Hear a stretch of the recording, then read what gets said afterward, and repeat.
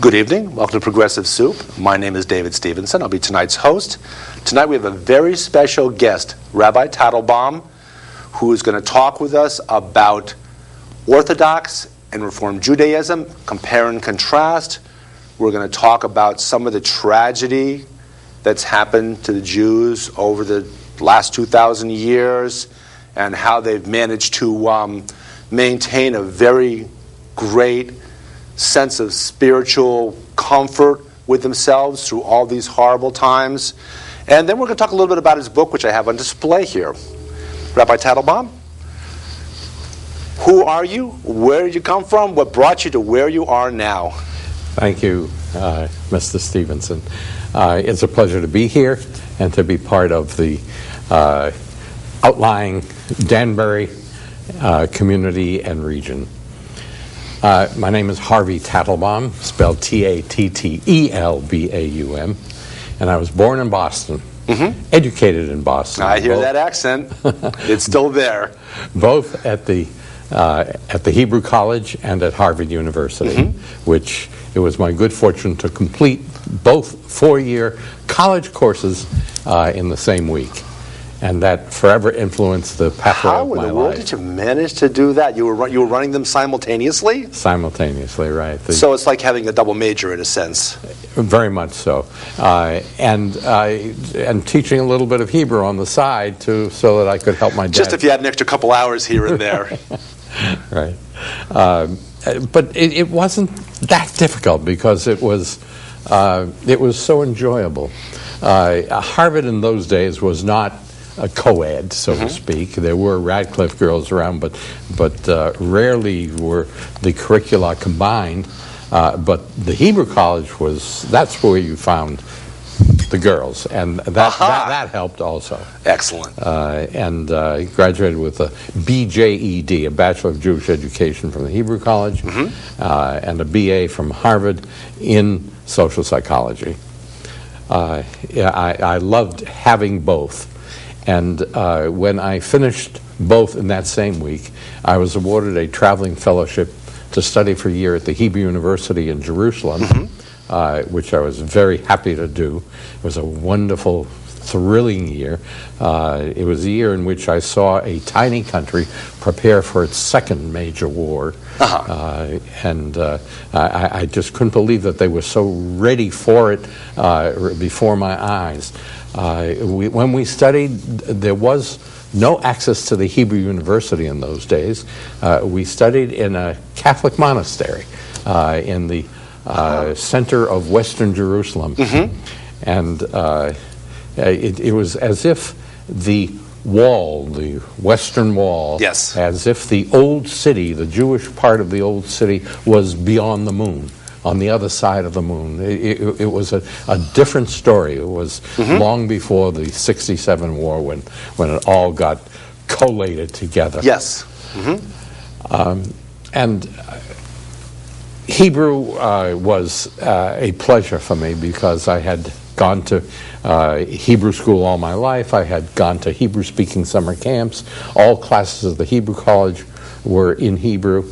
And when I wrote my thesis at Harvard, it was on Jewish history, on Messianism and Jewish history, an interpretive study in collective Messianism behavior. sounds like almost like the term I know, messianic. That's the Messiah? Right. The Messiah. Could you explain that? The study of the messianic movements in Jewish history. Yeah. There are about 65 of them, if you really want to total them up. And this is through the course of about 8,000 years of Jewish history? 4,000 years. Okay. Right. That's I mean, I'd like to doubled think up a little. Well, we're certainly going to go on for another 4. Yeah. But we see Jewish history starting as about 1800 BCE, when Abraham left Mesopotamia. Okay, yeah. And we established our footing in the ancient land. And one of the interesting things that you have to note about Judaism when you speak about Reform and Conservative and Orthodox and Reconstructionist Judaism is that when you study the ancient history, and this is something you can't do in a half hour, but you can allude to it. It's a lot of years to cover. Yeah, a lot of years to cover. But Judaism was always changing. Biblical Judaism was not what priestly Judaism became. Priestly Judaism was not what rabbinical Judaism became. As a matter of fact, the priests and the rabbis were at odds with each other immensely. And there was another internal stream within Judaism of prophetic Judaism that was not necessarily priestly or rabbinical.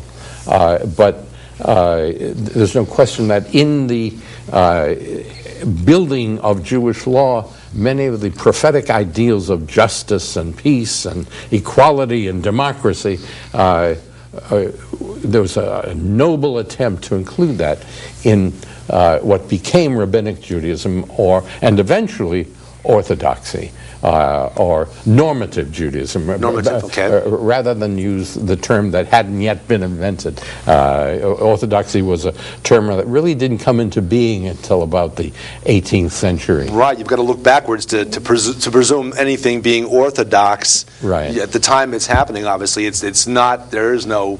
Right. Until looking backwards. Things constantly were changing. In 586 BC, for instance, we were conquered by Babylonia. Yep. Many of the country were exiled to Babylonia. And how could we sing our songs in a foreign land, cried the prophet. And it was in Babylonia that a mechanism for survival was devised, was discovered, was created, the synagogue, and the Babylonian Talmud.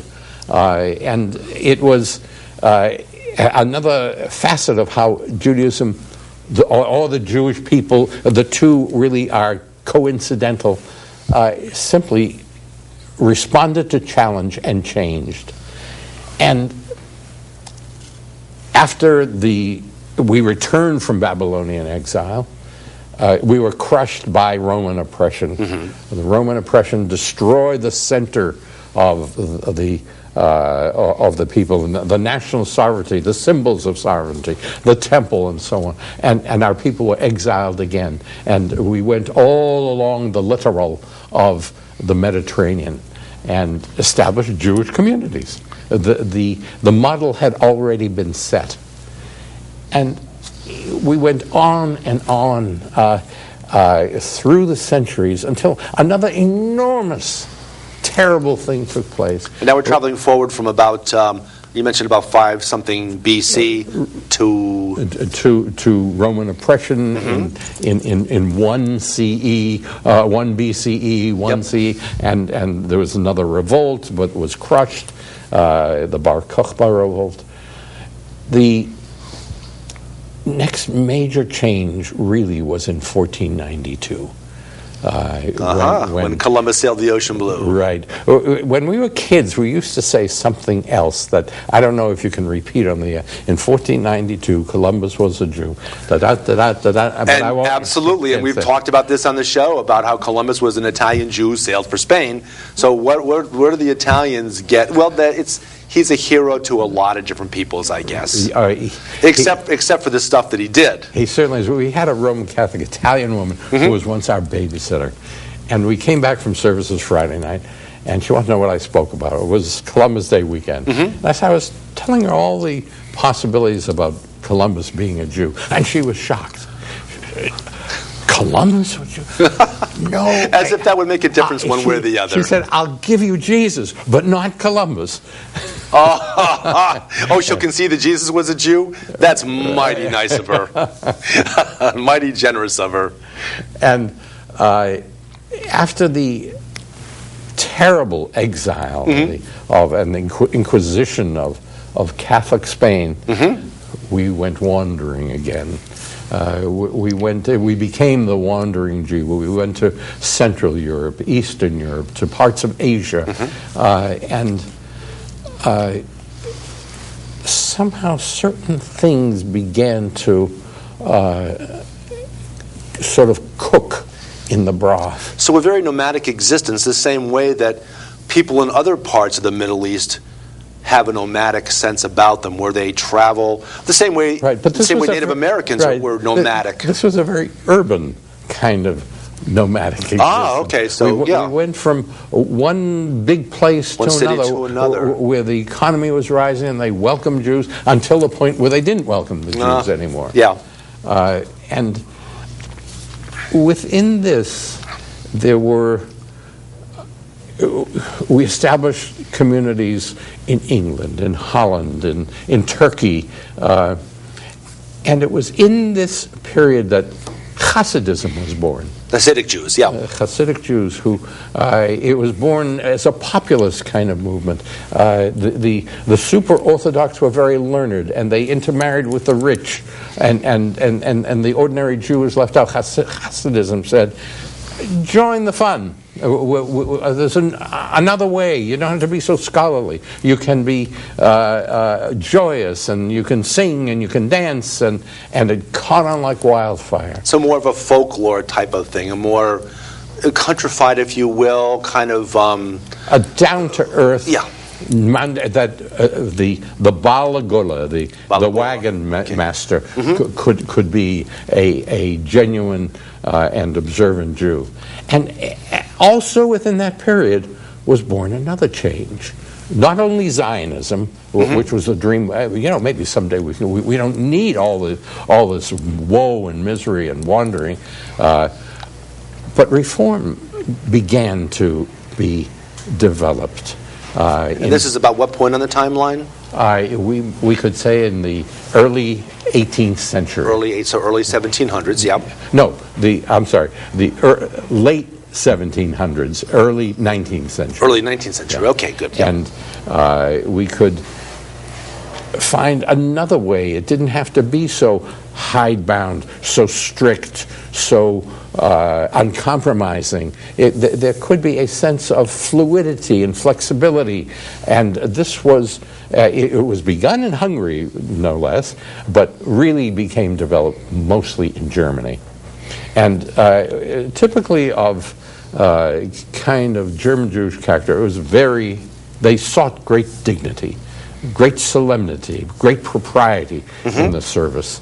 And the vernacular was used. Services could be in German as well as a little bit of Hebrew. That Jerusalem was not the thing that they longed for. Berlin was Jerusalem. To be happy with where you are. And home is where the heart is, so to speak. That's right. And to take away the notion, the dangerous notion of Jewish nationalism. But this was the beginning of reform, as opposed to orthodoxy, where normative Judaism continued on and was very entrenched in its power from place to place, as it still is in many, many communities throughout Europe. And the Reform congregations, two of which I served when I spent about a half a year to serve two congregations, one in Milan and one in Florence. Sono Italiano di Milano, right. as we say. Actually, here in Connecticut, I always say, because I'm an Irish boy that grew up Italian, sono Italiano di Betel. But go on with Milan and Florence. Right. It was so interesting, disheartening to note how poor the Reformed Jewish community was in terms of its resources, smaller numbers. They didn't receive money from the state like the Orthodox did. Right, yeah. Which was, they were the entrenched ones, and the Reformists are still knocking on the door, but they're surviving. This uncanny, this amazing ability to survive as a community, this ache to survive, and this carrying out the motivation to survive is just heartening and amazing. But the one thing that's disappointing, it needs more and more help and enthusiasm. Some of my colleagues have gone and helped out, that is American Jewish rabbinic colleagues, throughout Europe, and in many places where Jewish life was considered dead, they've been reborn in the FSU, the former Soviet Union. In other words, back to the roots, a kind of movement, back to the roots, back to where, looking backwards in order to understand yourself better, in order to move forwards. Right, and to be with pride who I am. And that applies to many European Jewish communities, in addition to the FSU, the former Soviet Union.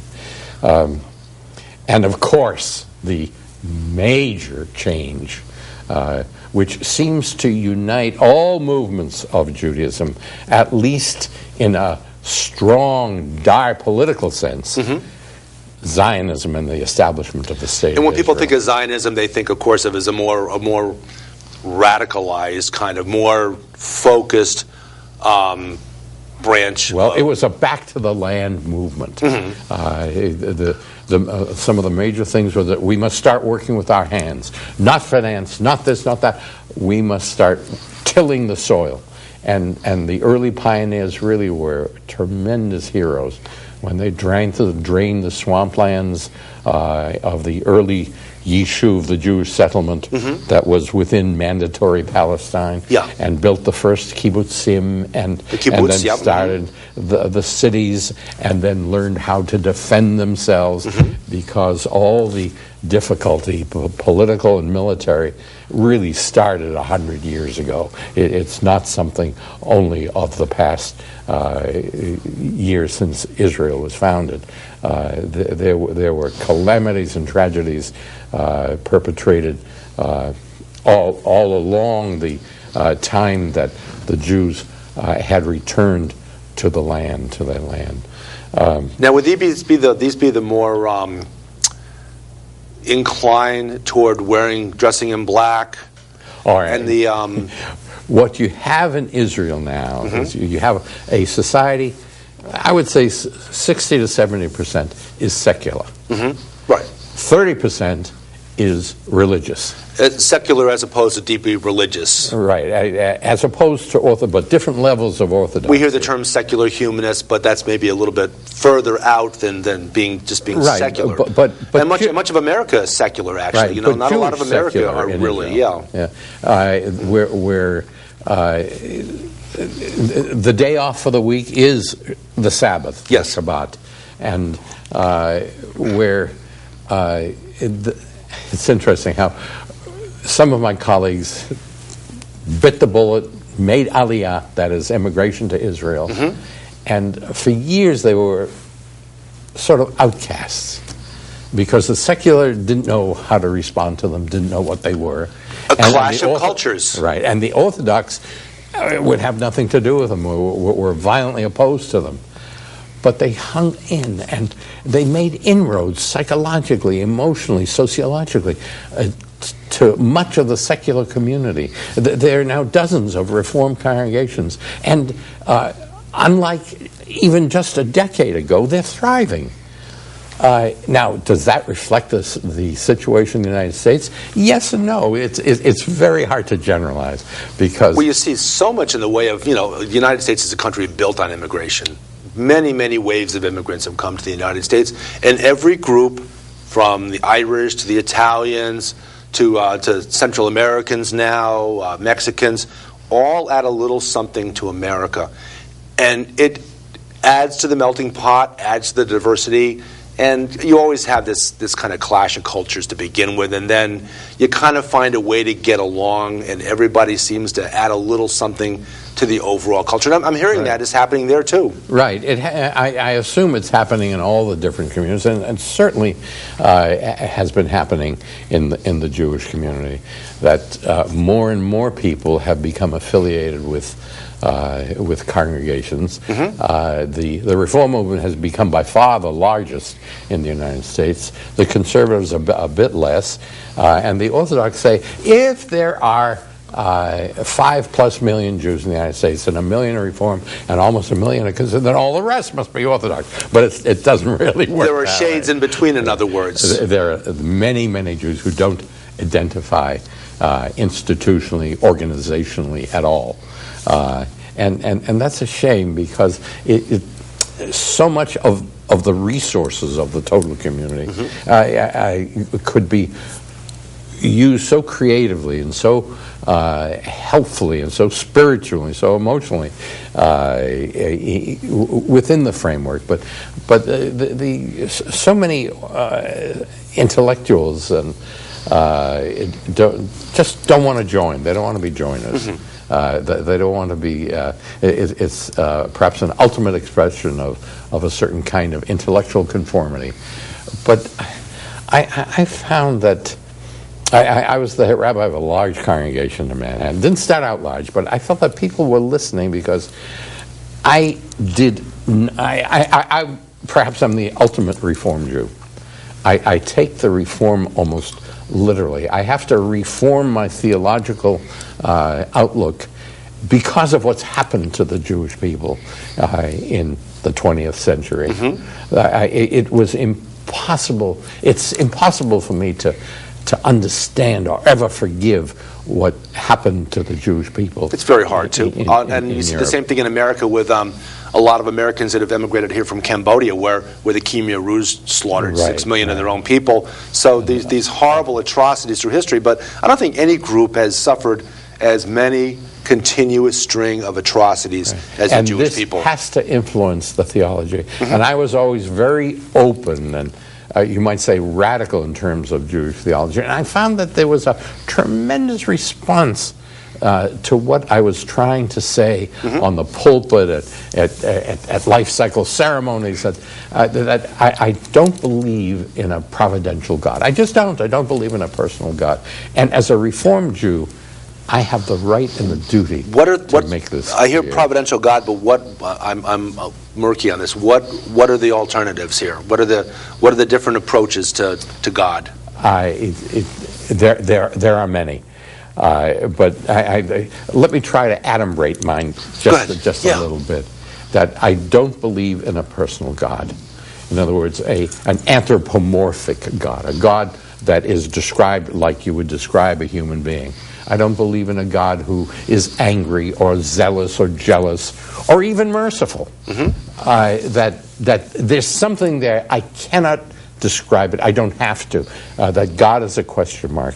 That God for me equals life plus X, life plus the unknown. We cannot even know the entirety of life.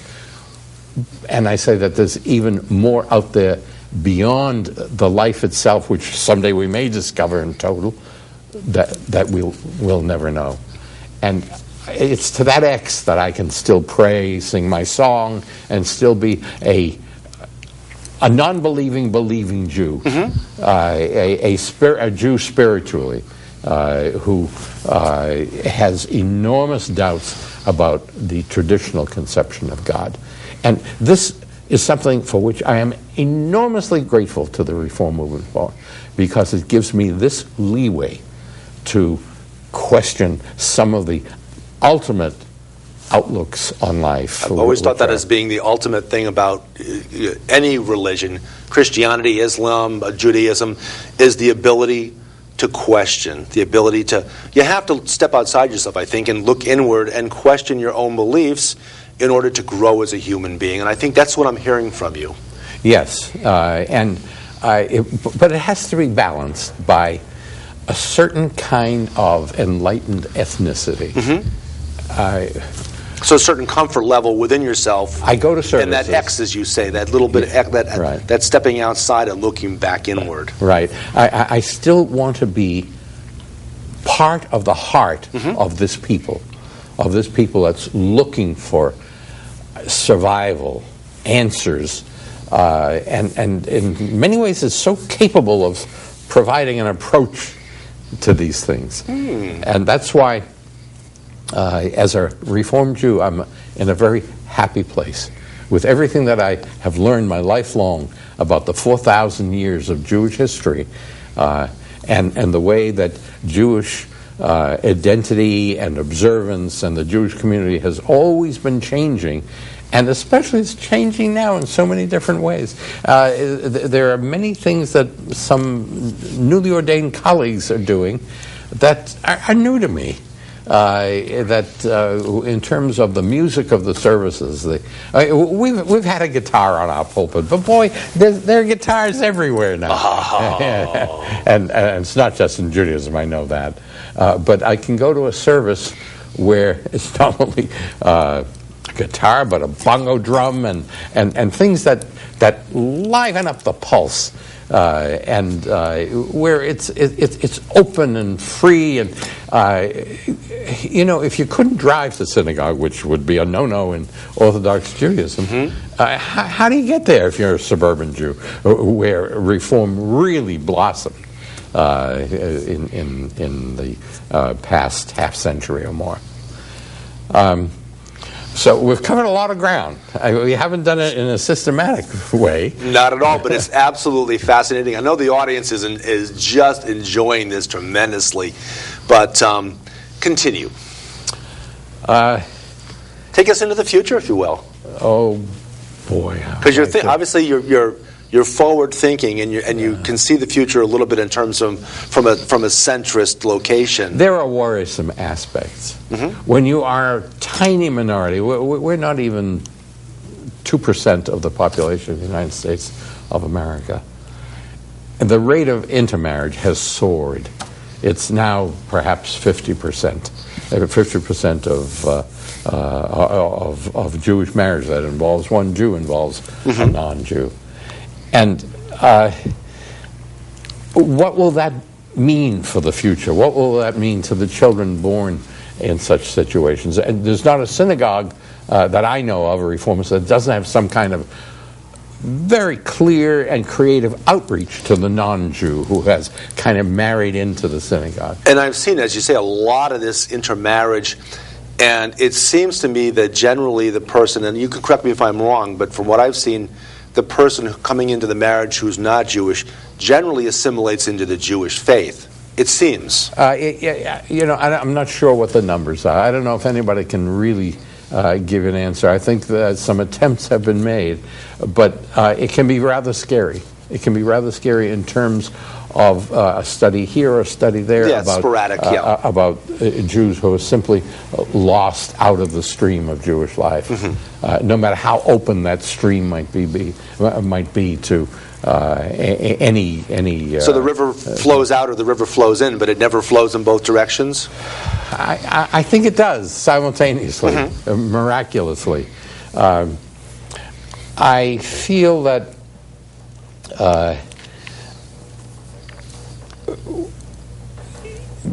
the concept of Israel to the American Jew is deeply important. There are many. They say that there are many in the younger generation who are not that involved, that are critical, that I myself have not really witnessed with my own eyes this kind of abandonment of the importance of Israel. But they say it's there. I have to assume that it's there. They say that many of the younger generation are not as moved by the Holocaust as the older generation. That may well be because of the passage of time. Passage of time. Likewise, I've had people on my show that are feminists that can talk about how younger women don't appreciate what their mothers, what their grandmothers did for them in order to bring them to where they are. They've sort of taken for granted things that involved a tremendous amount of sacrifice on the part of previous generations. Right.